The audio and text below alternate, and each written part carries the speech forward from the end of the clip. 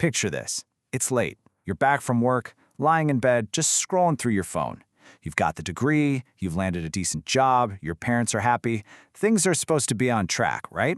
But then, kind of just for fun, you open a real estate app. And that's when this familiar, heavy feeling starts to set in. You start doing some quick mental math, and bam, it hits you. That one-bedroom apartment you were just looking at, it would take more than a decade of saving every single rupee you make. Every single rupee. And in that moment, what do? You just give up. You open up a food app, order something nice, and ask yourself, really, what's the point? Well, this give-up mode actually has a name. It's called financial nihilism. It's that feeling where all the traditional goals, the house, the car, that secure future, they just feel so impossibly far away that you figure, hey, you might as well spend your money now and actually enjoy your life today. So let's unpack why this is happening to so many people. So here's our roadmap. We're going to talk about that give-up feeling. Dig into the hard numbers that are causing it. Look at the new spending culture that's popping up. Understand the crazy psychological pressure, and then, and this is the important part, we'll try to find a new way forward. All right, first up, let's zoom in on that moment of despair.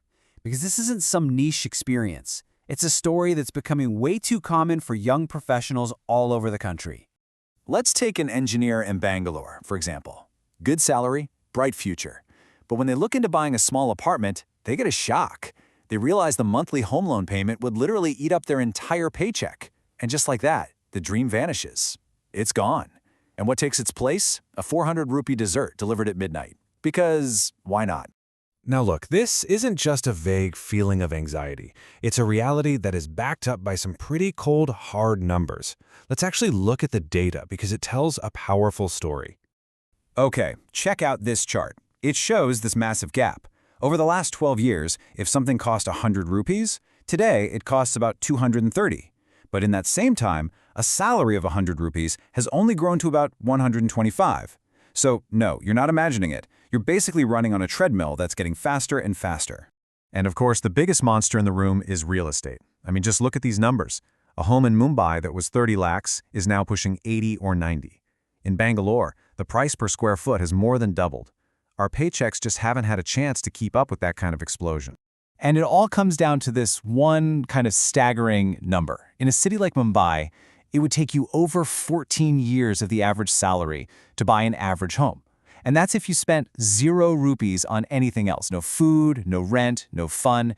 It's just the math doesn't work.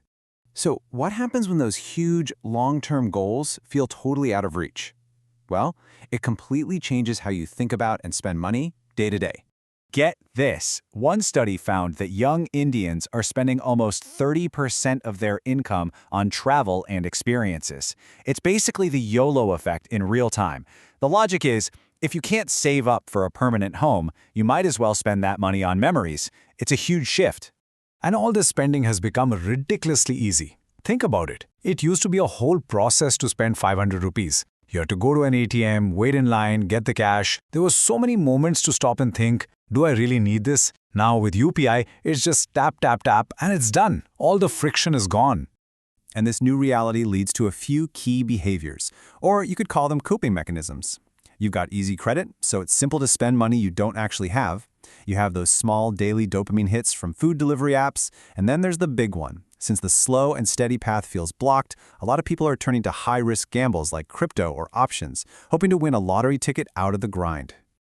But it's not just about the numbers on a spreadsheet. There's a whole psychological game at play here, and it's putting this generation inside a massive pressure cooker. We've always had the Sharmaji's son comparison in our culture, right? But back then, he was one kid, a real person in your neighborhood.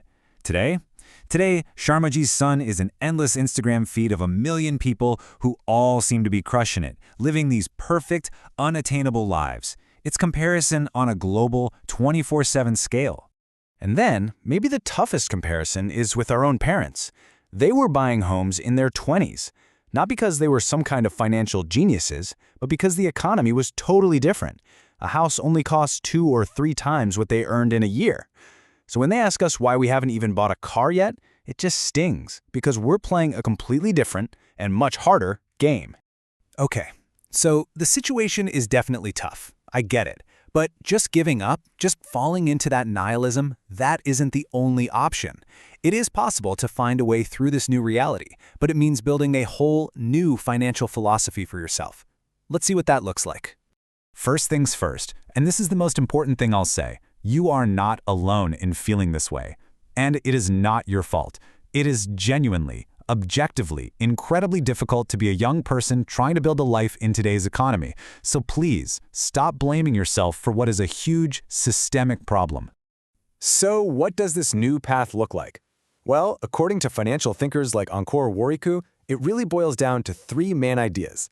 Believe in the power of discipline, practice spending money on yourself without feeling guilty, and avoid taking on huge financial burdens too early in life.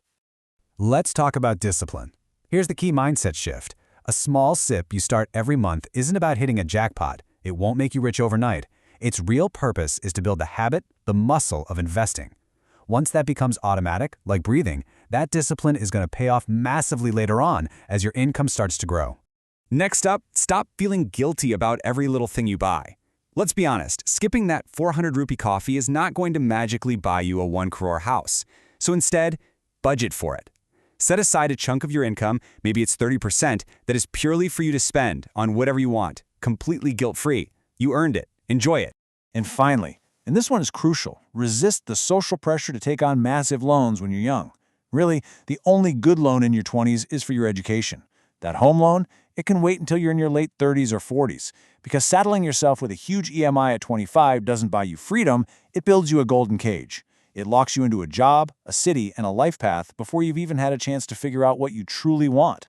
So in the end, the way out of financial nihilism isn't about trying to achieve someone else's dream from a totally different time. It's about stepping back, tuning out all that noise and all the comparisons, and asking yourself a simple but really powerful question. In the world we live in today, what does a rich life, what does financial freedom actually look like for you?